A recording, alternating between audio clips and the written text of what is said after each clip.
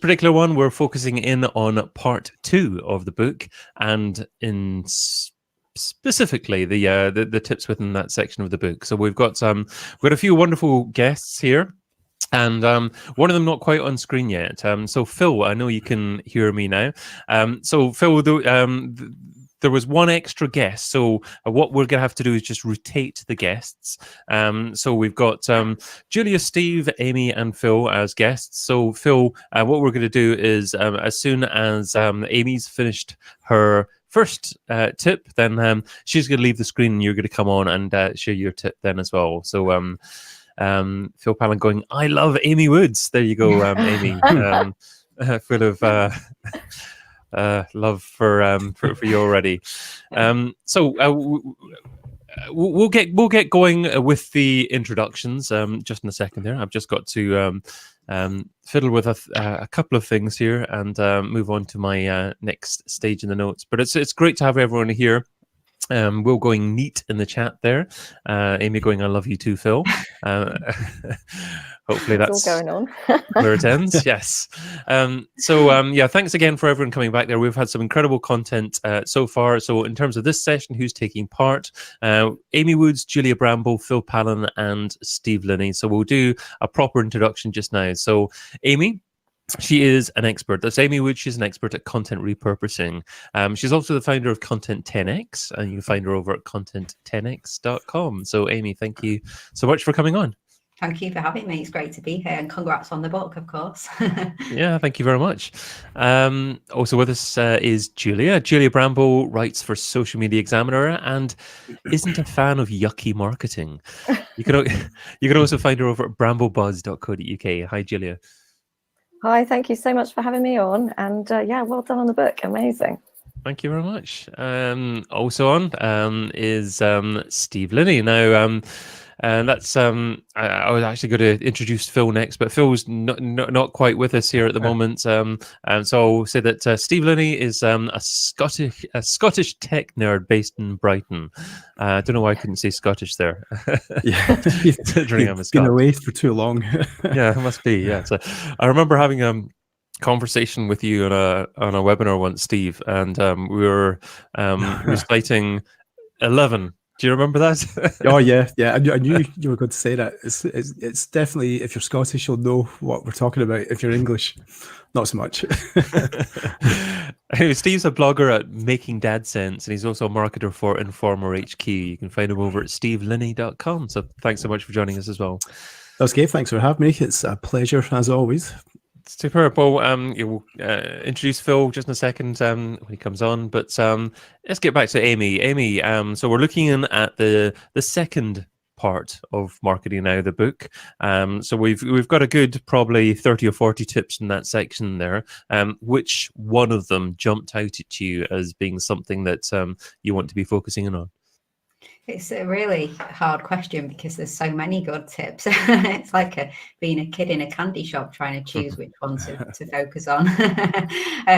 But I really like what Shelley Walsh said actually about focusing on what visitors do when they're on your site. And she talked all about mapping out the content experience and having, really thought through. I like the term that she used of experience, and how you need to think when people land on your site, what happens, where do they go, where do you want them to go, and map that out and have really clear calls to action as well, which is something that I think people sometimes forget. So that was something that really stood out to me from Shelley Walsh.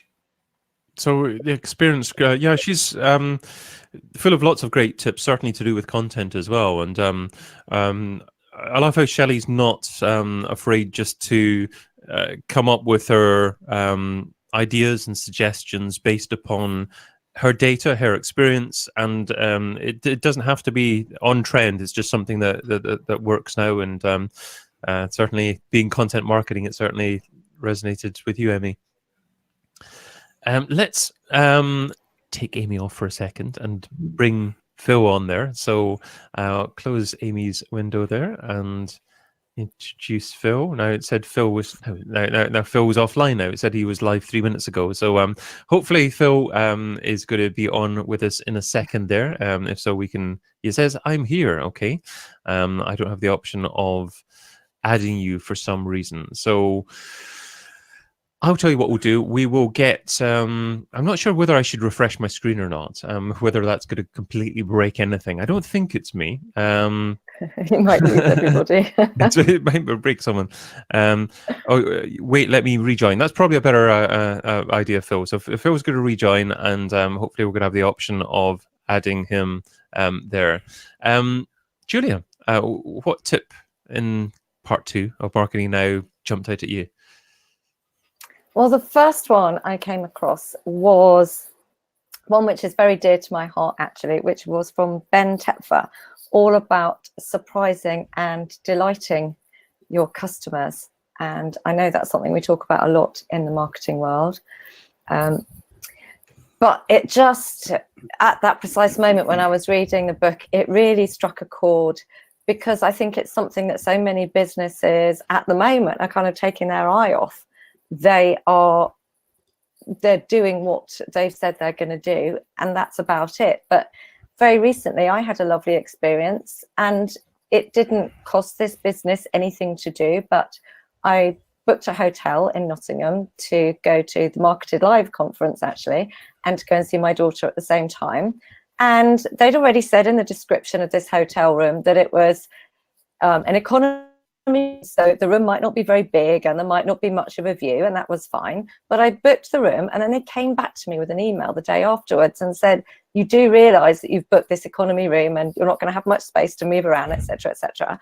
And I thought that was brilliant, because they were just reminding me of what I was going to get. So what they'd done in that instance was they'd actually managed my expectations. So they'd made sure that I hadn't booked this room thinking I was going to get some sort of palatial suite, so that I knew actually what I was going to get. When I arrived there, it turned out they'd obviously got some spare bigger rooms, and they'd actually upgraded me free of charge. So I just thought that was such a brilliant example of doing something really simple, putting yourself in your customer's shoes, making sure that they knew what to expect, and then going the extra step. Brilliant. Great thoughts, and something I'm sure that can be applied to many different industries as well. As long as if you're keeping expectations in check, then customers are less likely to complain or be upset if something happens to them, and they're much more forgiving as well.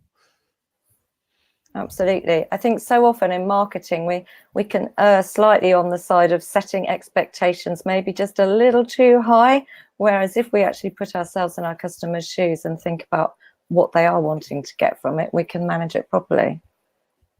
Lovely. Okay, Phil's joined us without a hitch, so good to have you here, Phil. Thanks for joining us. What a dramatic entrance. It's just tends to be how it works when I'm around. Thank you for your patience. Look at this colorful background to just like make a splash, you know? It's absolutely wonderful. And I was wondering if you were still on your South American travels or you'd gone somewhere else.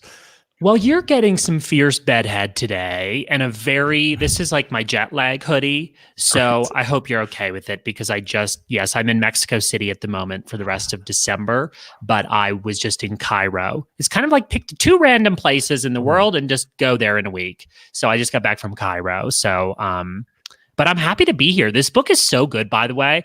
Whose idea was this to like compile all these amazing ideas? Was that you, David Bain? It was indeed, yes. And I would have taken credit for it even if you'd said it was terrible. No, it was hard to choose. You were asking me to choose a few, and that was like Sophie's choice. Okay.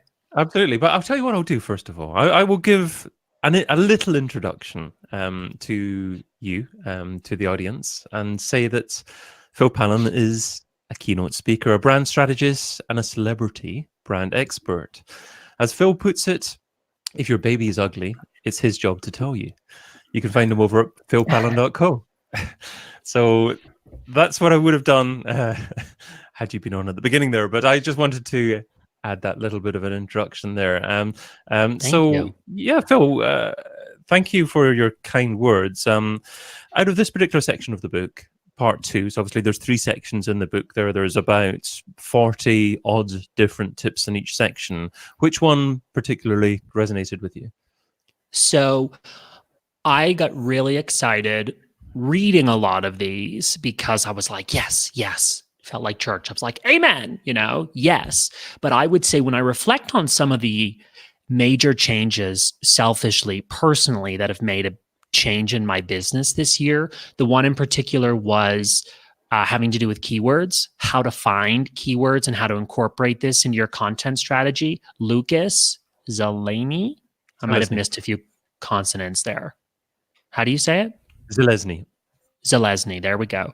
I loved how he talked about finding keywords and gave a few tools that I hadn't heard of. But this year, that's been something I know I've always needed to incorporate more, keywords into my content, podcast, not just blogs, but LinkedIn lives and podcasts and all this kind of thing. But in doing this, it's made a huge difference in my discoverability online. For years, I just kind of, people would find me through word of mouth, through examples of the work that I was doing or in footers on websites. And just a few days ago, someone went through my sequence and signed up for an intro call. And when I said, how did you find me? They said, I Googled best personal branding experts. Okay. Yeah. And that's what I did without him seeing that. But all of you got to see the face. Absolutely, So, yes. I love that. That's outstanding. And one question actually I had for you was: did you not go by the domain name philpallen.expert and then move to .co? Yeah. So last year I separated out my branding agency and my speaking career. I found that when I would approach a conference to speak, they were asking me to be a sponsor or to speak for free. And I'm like, no, honey, that's not how this works. For me, and my approach to speaking is very much like, I'd rather not sell something and I'd rather you pay me to give really good information. So for me, it felt like separating out the two was the right thing to do at the time. But then in realizing that, I kind of created too many things, and I had a blog on one and the podcast on the other. And I was like, why have I not taken my own advice? Like, why have I, right? Can we not relate to that? It's like, we're so quick to give everyone else advice. And then when it comes to our own stuff, it's like, wait, why have I done that? So I merged them back because the nature of what I do, personal branding, kind of makes sense for me to have a personal brand, And so I merged them back under .co, and .expert is now just a forwarder back there. Got you. The reason I ask actually is because I've had a nightmare over the last few years with wondering which website to focus in on, and I've had lots of different brands as well. And one of the reasons I guess I've had that challenge is I haven't been able to get my hands on davidbain.com until recently. So 2 months ago, I managed to get my hands on that. So I'm going to be in the process of just focusing in on that domain name and getting any content that I want to publish on there. And I think it's great advice, certainly from a personal brand perspective, to do that. So I was just interested in your backstory. That's an exciting win that you've got that domain. And guess what? The good news is you're going to have your name forever. So it's actually really smart brand equity to be building every day. This is a marathon, not a sprint. Every day, if you can just add some other element to that, the good news is like you might, you're not going to get crazy in 10 years and decide that, maybe you will, David Bain. You're a little crazy. I don't know. You might change your name completely. Chances are you're not going to. So it makes sense to build that brand equity, and things like marketing now would become a sub brand. One of the delicious things that you've created as part of this tree, with multiple roots. So you've got your brand and your sub brands. It's great. Exactly. Thank you. I'm glad you appreciate that. That's the intention behind it. So wonderful. So unfortunately, Steve, there's not enough time for you. So no, only joking. Steve, thanks again for coming on. So in part 2 of the book, what's your biggest? What's the tips that resonated most with you? So I think the kind of the main one really was from Andrew and Pete. So it's kind of like spend 90% of your marketing efforts doing one thing remarkably well. And that kind of comes from working in kind of small teams, where you don't really have kind of a lot of budget or a lot of people power to do things. And even when you're in big teams, just because you have a bit more flexibility, it's always good to kind of concentrate on one area or a handful of areas and do it kind of really well, rather than just trying to spread yourself too thinly and kind of do it really badly. I think I found a stat saying 65% of marketers find it a challenge to create engaging content. So you're not going to do that any better if the content is of poor standards. You're not going to help yourself. So yeah, I think the idea really is just kind of concentrate on what you're really good at, aim to hit your goals that way, work smarter. You're not trying to work harder. And if someone says you should do a podcast or you should have an Instagram channel, don't just do it because they say you do it because it makes sense for you, because otherwise it's kind of a vanity project. And if it's not your business, or it's you've got kind of bosses above you, you're going to have some awkward questions when kind of goals aren't being hit. So everything needs to have a good solid business case and kind of a marketing plan to go with it. So Steve, what about if it's the other way around, and you're working in a business, and the big boss comes in and says, "Why aren't we on this channel? Why aren't we doing this?" And they see it as not taking advantage of certain opportunities if you're not focusing on certain channels. Well, I suppose that's where the kind of the business case kind of planning comes into it, So certainly if an idea is put to you, certainly from above, you kind of have to look into it. But you need to kind of take a look at the real inside out of that project and work out if it's worthwhile doing. And if it is, go ahead and do it. Maybe it'll be a little bit of extra budget, maybe some new people joining the team. But certainly at the same time, it's that power of saying no is an amazing thing. I've been in some situations before where you have some strong characters who, don't really take no for an answer, but that never goes well. It kind of always backfires on you. So it's actually being able to just be strict and being honest with yourself as a business, as a marketer and as a team, see what you can get out of things. Again, don't spread yourself too thinly. Just do what you do really well and kind of try to do the best from that. Yeah, great advice, and be able to articulate the reasons why, from a business case perspective as well as possible. Positives and negatives. Positives and negatives. I'm going to kick you off here, Steve, just for a second, just so we can get Amy back in. So we'll get you back in just in a second here, but it'd be great to get Amy's thoughts on that one here as well, because I know that Amy's got a hard cut off in about 10 minutes time or so here as well. So hopefully we can get Amy's thoughts on that, because obviously Amy's highly involved in content repurposing as well. And Amy, Andrew and Pete's tip there was to focus 90% of your time on doing just one thing and 10% of your time on experimenting. How does that marry with kind of content repurposing? How do you make sure that you don't spend too much of your time doing content repurposing? Well, I think it all comes down to how much time you spend on creating content, and to know that if you're creating repurposed content, it's still creating content. It's just, a different type of content. So I always say that you need to look at how much time you have on content overall, and then spread that time wisely. So content repurposing, my advice is usually to spend kind of 20 to 30% of your time on the core content, your core long form content. So your podcast or your blog, your video, your weekly live stream, whatever it is, and then spend the rest, like 70, 80% of the time repurposing and promoting that piece of content. So it's really kind of in alignment with Andrew and Pete in terms of what they say, go all in on being brilliant at one type of content and then look at ways to repurpose. But to your question before about when you said, what about if you are getting pressure to be in certain places and you're not there, and should you be doing that? I think it all comes down to, again, how much time you have. And it's all well and good going and venturing into unexplored waters and going onto a platform that you've never been before.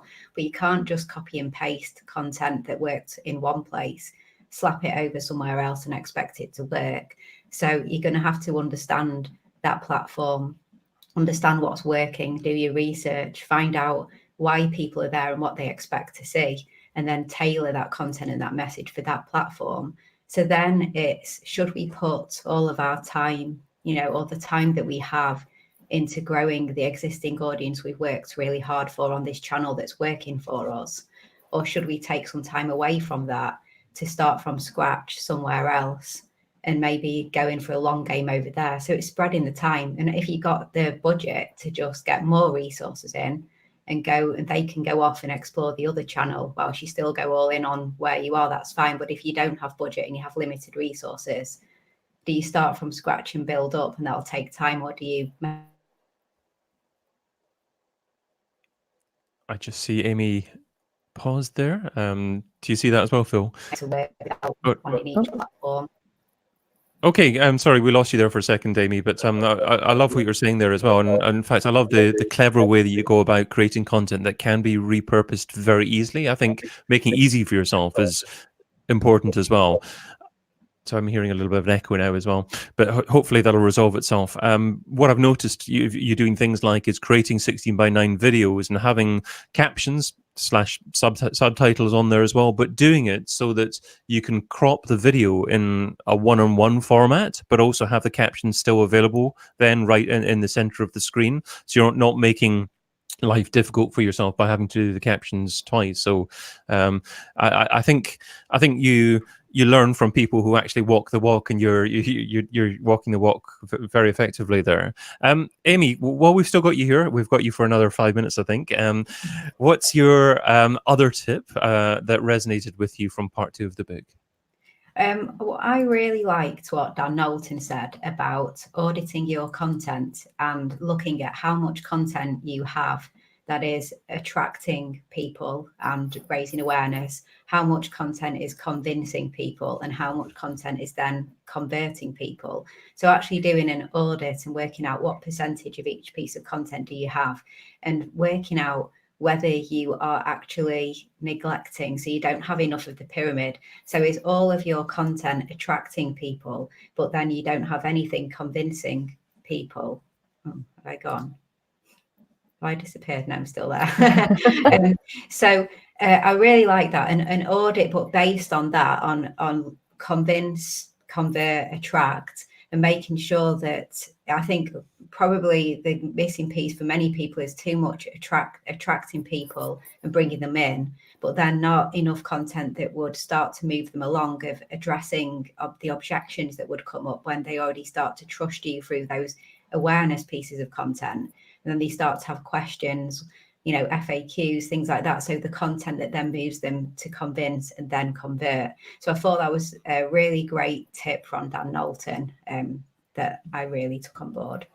Yeah, absolutely. I think we could have a long discussion about that, and how best to structure your digital marketing activities based upon what framework you have at the center of your approach, and that's essentially a customer journey that's at the center of your content that you produce, and then obviously you'll have your digital marketing channels that would map onto that content after that as well. So is there anything in particular about what he said that has made you question what you're currently doing, or change what you intend to do over the coming year? Yeah, I think I certainly will conduct that audit myself, and probably personally with Content 10X, we probably don't have enough on the convert side. There's a lot of awareness, a lot of value add, a lot of help, that kind of thing. But when people are wanting to then work with us, we don't have a lot of actually, what it is to work with us, objections to work with us, and how we can overcome those. So I'll certainly be undertaking an audit ourselves, but also with our clients as well, when we're helping to map out strategically how they'll plan their content. It's just a really great approach, I think, just looking at the percentages of the content and where we should start going a bit more all in on. So that kind of audit, I think, is something that we'll start to implement with the clients as well.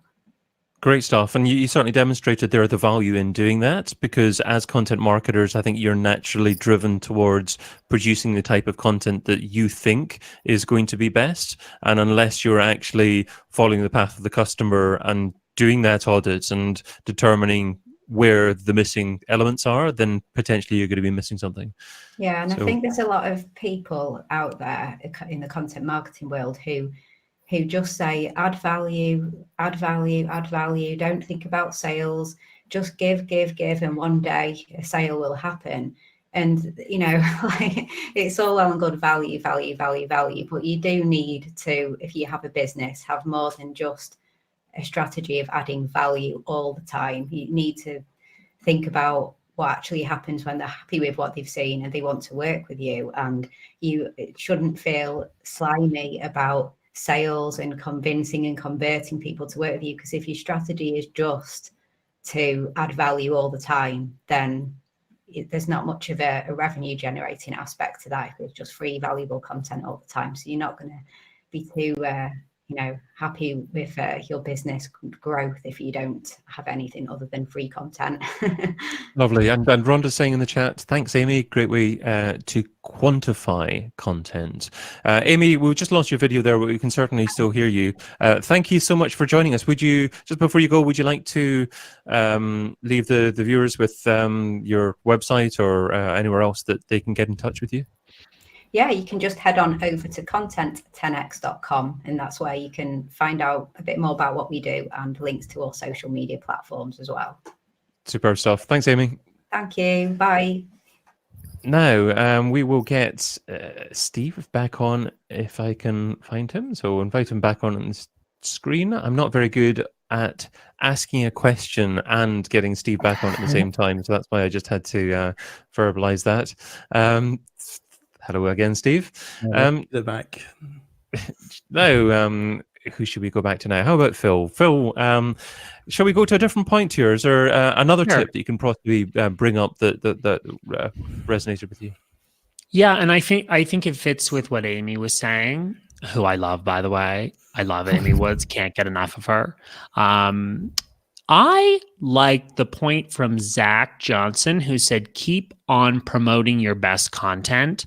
Sometimes we forget to do that. I think we as like creators and experts or whatever we are, we focus so much on the creation of it. And then it's like we falsely assume that by putting it out once or twice, maybe on 2 different platforms, that everyone's going to see it, which is just not the case. Content is now an unlimited resource, right? Like creating it is not enough. We're all chasing people's time and attention. And it doesn't, and this is going to vibe with all my British people here, okay, that are often too afraid to talk about themselves or too polite to, be selling too much. I don't have that problem. I like to add I'm Canadian, not American, so I'm better. However, I've lived in America, so it's had its way with me. Right. Keep, promoting your best content. Like, don't be afraid to post it again. Don't assume that just because you've posted it once, people have seen it. It's still this idea of like bringing in the analytics, the analysis to what you're creating. It's so much more than just creating it. Like take time to look at what's performing best. I like this little reminder because I'm like guilty as charged of posting it once or twice and assuming people saw it because I posted it, but a little nudge that when you put the effort into creating something great, post it again, right? Even if people have seen it before, they might like to see it again. So I like that point. Yeah, in relation to that, I also like the tip by Jimmy Daly saying focus on building a library of content, not building an audience. And if you do that, then you're actually focusing on your content as a long-term resource. I think too many people publish blog posts that are incredible and very lengthy blog posts and that can be useful for many years to come. But because they're perceived as being a blog post that's timely and only relevant possibly for a few months after it's been published, then people don't go back to it. So a library of content, utterly essential. Both of you, Julia, Steve, agreeing with that one there as well. Julia, is that something that you tend to practice? Do you publish content in a structured way so that people can appreciate it and use it over the long term? I wish I could say yes. No, I do. I do sometimes go and create little videos. When I create a blog, I do sometimes go and hop onto Lumen 5 and create a little video to go and promote it with. And then I give myself a big high five because I've actually done the promotion bit. But yeah, then a month down the line, I guess, to be honest, I sometimes get a little bit bored of it, and I kind of think, well, probably everyone else out there is a little bit bored with it as well, so I should probably shut up about it now and get on and do something else. But actually, as you've so rightly pointed out, the chances are that the other people out there don't even know it exists yet. And I think Phil was wanting to give you a telling off. Yeah, I was. Yeah. Promote yourself more. Don't be so scared. Don't be so British. There are some good things to being British, but I'm not sure quite what There's they are lots at of the good minute. things. Yeah, there's lots of good things. This is why I work a lot in the UK, because everyone's too afraid to talk about themselves. So So give us a push. Yeah, but there is. Doesn't anyone else find that like you create a live stream, or you put your heart and soul into creating a blog, and kind of when you've done it, you've said it. So you've almost kind of lost interest in it yourself, but you've got to kind of push through that barrier to actually get it out there and promote it. It depends on what the stats are saying as well, because if you've got people coming to the site, you know, I've had blogs which bored the hell out of me after a few months, but they kind of generate the majority of traffic and leads and all that side of things as well. So, and as long as the analytics and accountants are happy, don't worry about it. Just keep repurposing as much as what you can do. I mean, update content, definitely. You know, if it's old and stale, fair enough, it's going to, it'll fall back down. But you kind of keep it fresh and pertinent. It kind of makes a big difference, and it saves you having to write something new from scratch. From scratch, exactly. Yeah. I did that last week. Natasha's saying in the chat, I love the different perspectives of the panel. So make sure you disagree with each other more. That would be good. but I think it's a couple of different things. You know, definitely there's a British thing and a thing from other people around the world, but perhaps not being willing or wanting to promote the same piece of content loads and loads and loads. But you also, as a content marketer, lose interest, as you're saying, Steve, and want to move on to the next bright and shiny thing. Do you think that the only way around that is just to be honing in on your data and seeing what's popular and actually encouraging yourself to focus in on something that's commercially valuable? Yeah, absolutely. Because again, it's like what we're saying about doing Instagram. It becomes a vanity project if you're just doing it for the sake of doing it. If you've got your analytics going in the right place and it is kind of generating leads or generating new customers, then you know it's working. The fact you're bored with it just means you're close to it, and other people will have seen it for the first time, even though it might be 2 years old. As long as it's still up to date and kind of relevant and optimized, it just means it's doing the job properly. So. I had kind of one role where the director kind of wanted to change the homepage every month just because he thought you should do that. But I managed to convince him, though, it's not kind of how you should do things. But how did you convince him? Showed him analytics. So thankfully, it wasn't a difficult conversation, but his logical mind was, it's a new month, we need a new homepage. Well, it's easy for people that view their own website every single day to get bored with it, and it's difficult for them to see things from a customer's perspective sometimes. Yeah, I mean, I think there's a quote from Seth Godin where he talks about this man who's been doing guitar lessons in New York for the last 30 years, and he's got the same poster. It hasn't changed it in 30 years because it still works. That's kind of the way you should look at it. As long as the analytics are going the right way, keep it. Shall we go back to Julia? Julia, do you want to select another tip from part 2 of the book? Yes, I would. Am I allowed to select Phil's tip? Because I just thought, ooh, whoa, it just resonated with me so much. I know, teacher's pet and all that, but it was all about valuing your customers and your consumers and your visitors' time. And I particularly love the bit where you said basically cut everything that you write in half. I just thought that was utterly brilliant. And I've written a post myself and endless social media posts about this, about the fact that somebody's attention and their time isn't a right. It's not something that is just there for you to grab and make the most of. It's actually them giving you a gift. So if we're going out there and creating something, if they're giving us their attention, that's something that they can't actually get back, that 2 minutes or 5 minutes or 30 seconds or whatever it is of that attention. So we need to be making sure that we're actually giving them something in return that's of value. And I think so many businesses forget that.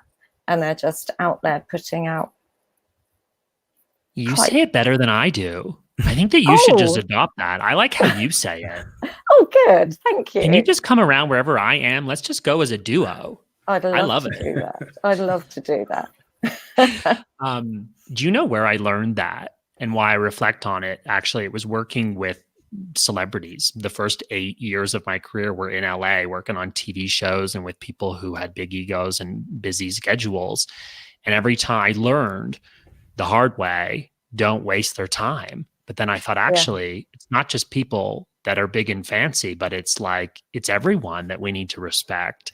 So I learned that. I would type out an email and then I'd go, well, actually, how you said earlier, put yourself in the other person's shoes and our customers or our clients' shoes and think, how can I make this better? And I realized, shorten the message. I shouldn't assume that they have all the time in the world. So whether it's an email or a text message in the middle of the night, it's like, I communicate in a very intentional way. I don't send pictures of me on a camel in Egypt unless it's warranted. Unless it's the right thing. So I try to shorten everything into half. And now when I have contractors that don't do that, it makes me really crazy. I'm like, this big, long paragraph written, I. If someone has an email with I more than 5 times and they're not a client, then I ignore it. Yes. Dixon wants the absolutely. camel shot in the chat. Yeah. I've got it. It's over around here somewhere. How do you know when it's appropriate to be sharing kind of personal, fun stuff on social media and when it's not? I think it's usually more appropriate than not. And here's what I mean by that. I think that we fall into the habit of sharing brand-related messaging because it's safe and it's what we think we're supposed to do. But I actually think that people are going to connect with you more on content material that's not on brand because it humanizes you. I've been thinking, I love that you asked this question. I've been thinking a lot about this. My most successful Instagram stories, for example, have nothing to do with branding.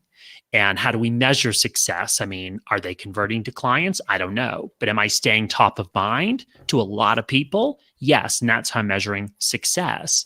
Last night, yesterday was my birthday and I turned 31 and I posted 31 things I'm grateful for. And some of them were funny, like Botox, sunsets, all kinds of things. I just came up with all kinds of crazy. And one photo of me with like a really bad haircut. And I said, haircuts. And I woke up to 150 replies in my inbox on Instagram, which I've never had before.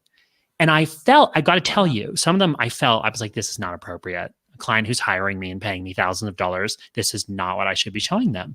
But actually, because I was human and I was myself, people know what they're getting. They know me.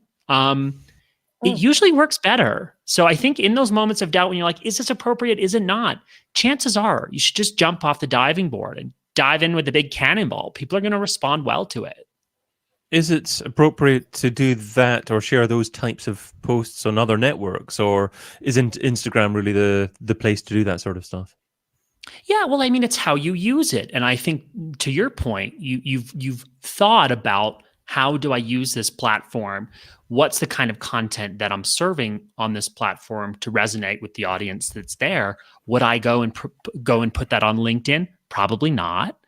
To your point, I probably wouldn't, where I'm keeping that a little more professional. So I think I would say I won't answer that question for anyone because I'm not your brand.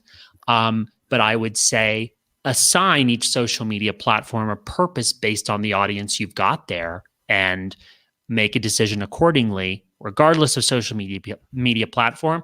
Balance what you share with on-brand content and not on-brand content that humanizes you, which is a huge part of why people work with you, give you time, give you their attention span, is because they like you, regardless of how good you are and how much you know. People like people, Who do you want to spend time with? Those are the people you work with. One of the reasons I ask is I've never really fully embraced Instagram. For whatever reason, I've never loved using that platform. And I'm wondering whether or not it's a mistake and I'm missing out on a lot of potential by not using it, or perhaps there's something that I can do on LinkedIn. I mean, at the moment, I'm live streaming quite a lot, and I'm quite comfortable being silly sometimes on live streaming, adding in comments and interacting with people that way. And that's a way of personalizing your relationship with your target audience. Is that enough, do you think? I think that there's only so many hours in the day. And so, I think that, this fits with the theme of what we're talking about, which is limited number of hours, unlimited number of possibilities. Nicely think brought about down. how it fits into your think about how it fits into your schedule, and don't be too tempted to just go there based on other people's successes. I'll be honest, I feel really good about Instagram. I don't feel as good about LinkedIn. I kind of have the opposite problem where I'm like, I have to keep it a little more professional over here. That's a little challenging for me to do if you haven't noticed, And so, but at the same time, it's like, I have to focus a little more on what's working right and to do more of what's working right than to really just focus on what I'm not doing as well yet. And then at some point to do my work, at some point to do my work that pays my bills. And, so it's just, it's a juggling act, I would say. And so I'm not even going to answer that question for you, but I think when you know how long you can spend on social media, and you know where your audience is, and you know where you're strongest, let all of those elements weigh on the decision. Great. That's a lot to think about there. Is there anyone watching live that has an opinion about this? Are you struggling with a particular social network? Do you feel that you should be using it, but you're not using it? Do you feel that you're not putting your personal brand out there enough? It would be good to hear your opinion as well. Let's maybe try and get one more tip in, either from Steve or Julie. I can't remember if you've had two each or if one of you's just shared one tip. Would you like to put your hand up if you'd like to? Go, Steve. I've just had one, but it kind of, to be honest, I've it done leads two. in. I don't think Steve has. No, but this kind of leads in with what we're just saying, to be honest, and it's about kind of sharing your own personality in your content. Although my ego does want me to talk about my own readability point, but I won't do that one. But yeah, so personality. I mentioned it. Yeah, just kind of dropped it in there. But yeah, personality is a funny one because I've kind of gone down the line of being too professional on certain occasions, and when you read it back yourself, you're kind of boring yourself. So if you can't even make yourself interested in it, you have to think you're not doing something right. And I've kind of worked a lot in kind of the SaaS sector over the last few years. And as much as you've got a really nice app with kind of cool reports and dashboards, that's kind of not really enough to kind of sell. People still want to buy from people, and they want to know the story behind the platform. So kind of getting involved with things like talking about the passion of the founder, why they kind of did it in the first place, I think is a really good way to do it. And then also, the coders who work in the platform, what is it they love to do as part of the job? It doesn't necessarily need to be actually selling the product, but by just sharing people's passions, you kind of share the reasons why they kind of want to be, joining that SaaS platform. It's kind of getting away from that falling into the me trap. Some people like to talk about all the awards they've won, which is good to do. But again, if it's all about look at us, it's not about the customer journey. If you're talking about awards as well as saying to the customers, this is why you should be on board with us, then it's kind of okay. But yeah, it's bring your personality into it without having to make it, again, a vanity contest. Steve, you also talked about involving the audience as well. How do you go about doing that? How do you talk about the things that are highly likely to be of importance to them? Well, again, it's just about trying to find out what people's pain points are, really, and kind of making sure that you're answering problems. You're not just talking about this is the latest widget that we have in the platform. It's more, this is what the widget will do to make your life easier, and kind of bring it back that way. And the only way really to get that is from speaking with your customers and kind of getting them to come on board and talking to you, talking at your events, doing things like webinars, so you kind of turn them into ambassadors. And they're kind of selling the product for you instead of you kind of having to do that. People, again, like to hear from the horse's mouth, and yeah, people buy from people more so if that person just happens to be a customer who's got the only thing benefit to them is the fact that they're sharing their experience. Julia, do you have to do that face to face, or Can those relationships be built virtually via social media?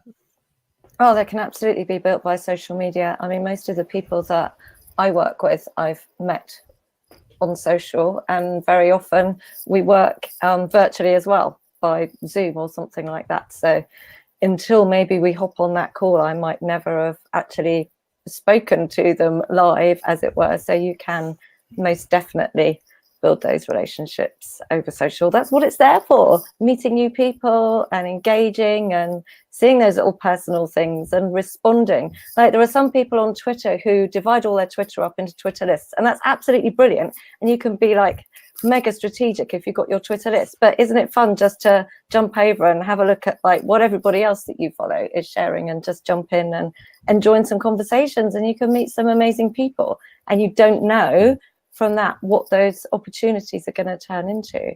And that's, you know, that's the fun side of social as well. Let's not forget that.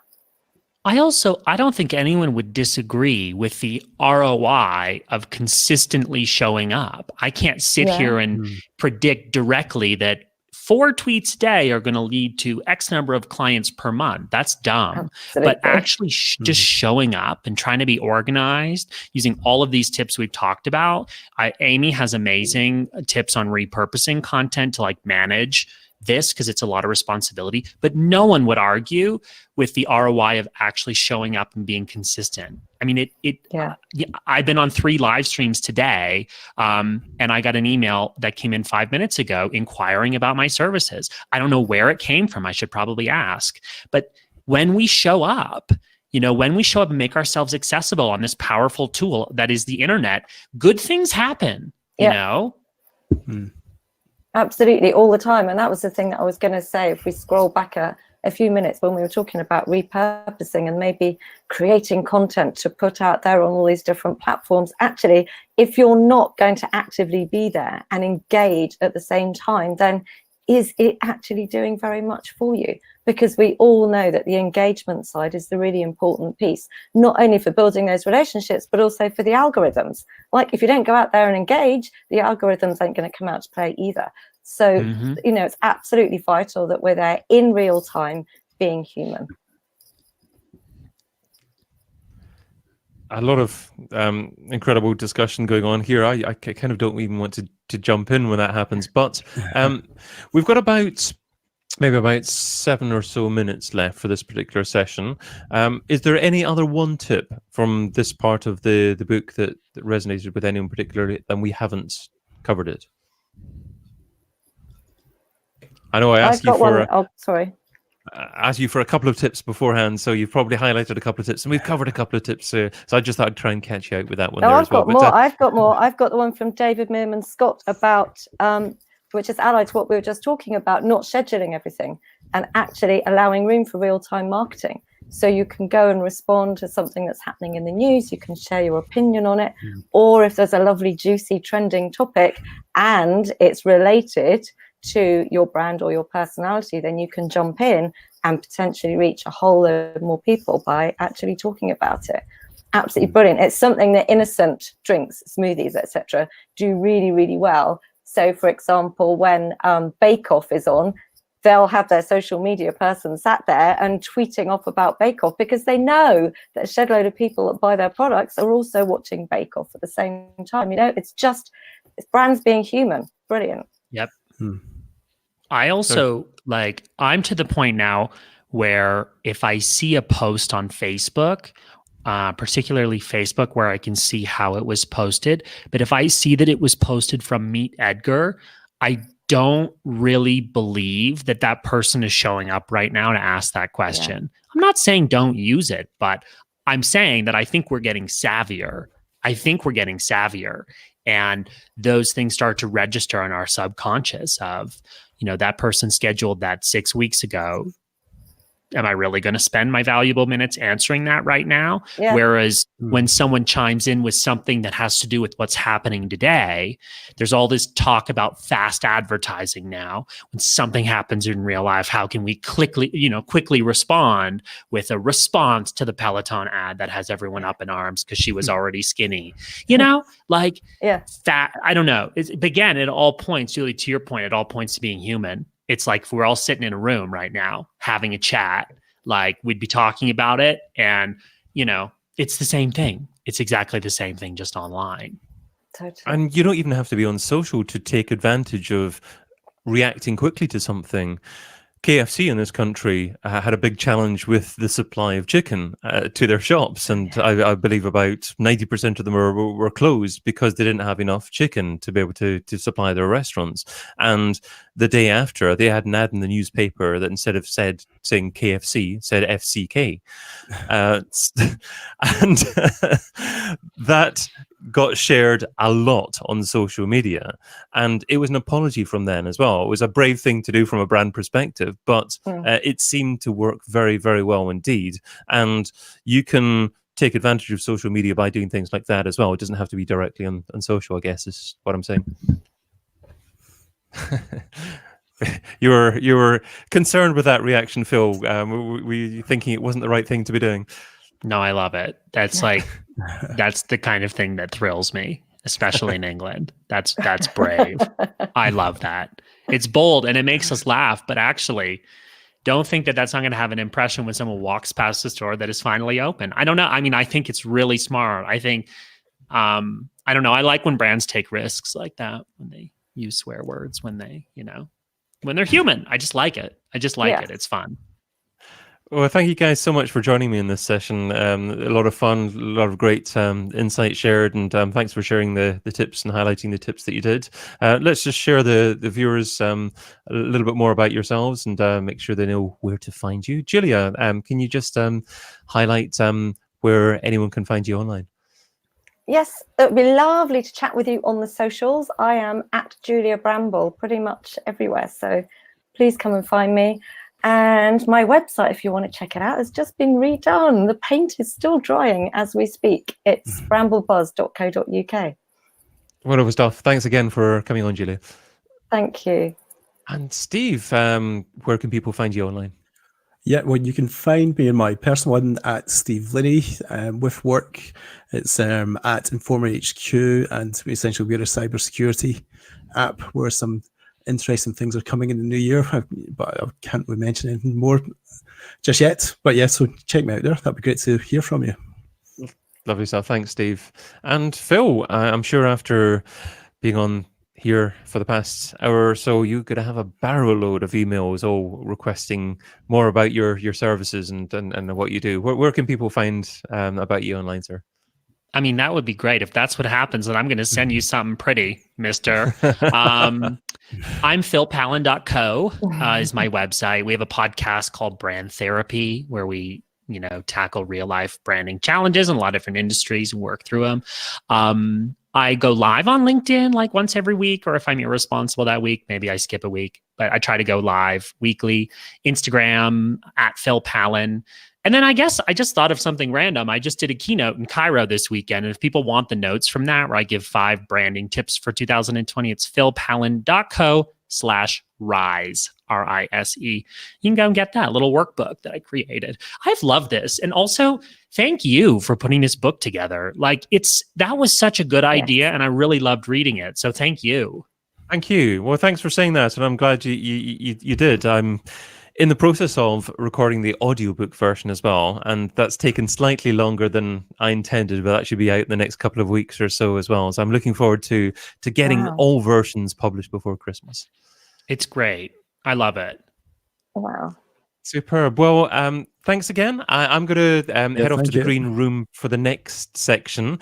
Just to give you the heads up, if you don't leave immediately, you'll still be live in front of the audience. That's the way that Crowdcasts work. So feel free to keep on chatting or head off now. Please bear with me, dear audience member. I'll be back in about 2 or 3 minutes or so. So just hang on exactly where you are, and we'll be back in a second. Thanks again. Thank you. Thanks. Thanks. Nice to meet you guys. Yeah, you too. It was a good session. Now just to work out how to turn off.